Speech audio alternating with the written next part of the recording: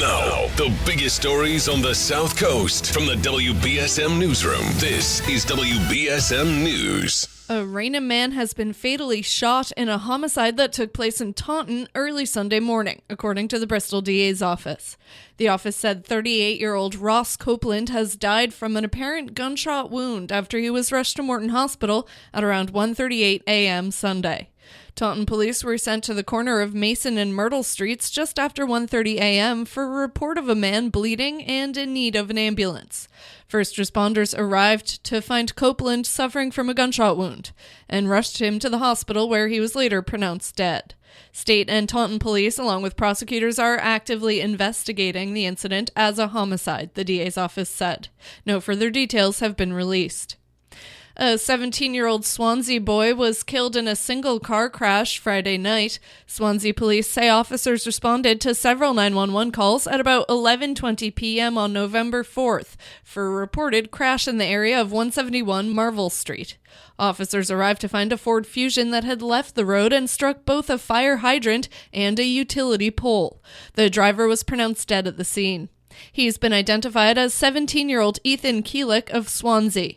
Police said a 17-year-old passenger was taken to an area hospital for treatment, but no details were given on the passenger's condition. The crash remains under investigation. A juvenile who was allegedly riding an ATV illegally on the street has been arrested in connection with the hit and run of a Fall River police officer. Police say the officer, a 17-year veteran of the force, was struck by a vehicle while conducting a traffic stop just before 8 p.m. on November 4th in the area of Robeson Street and Declar Street. A 17-year-old Fall River resident was arrested early the next day in connection with the incident. According to police, the juvenile was allegedly operating an ATV on a public street and failed to comply with police, and when he attempted to flee, he allegedly struck the officer. Police say the juvenile carried the officer some distance before allegedly running him over and fleeing the scene. The officer was taken to Rhode Island Hospital with serious injuries, where he was treated and later released. The juvenile faces several charges. The United States Coast Guard suspended a search on Saturday after an unmanned kayak was found in the area of the Newport Bridge.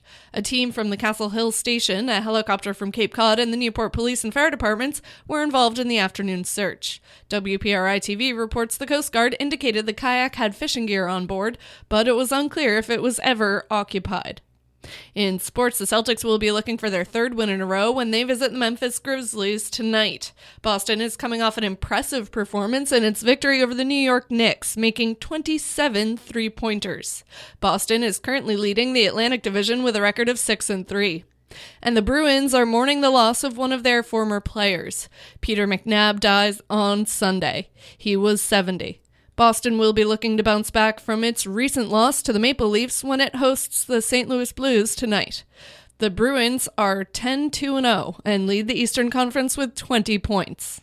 Now for a look at your local forecast from ABC 6.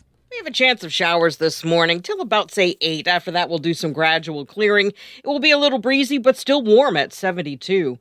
As we go to tonight, look for clear skies and cooler temperatures. Lows will be near 41. And for tomorrow, lots of sunshine, but much cooler with a high of 54. From the ABC 6 Weather Center, I'm meteorologist Kelly Bates on New Bedford's News Talk Station, 1420 WBSM. At the moment, it is, if you can believe it, 65 degrees and cloudy.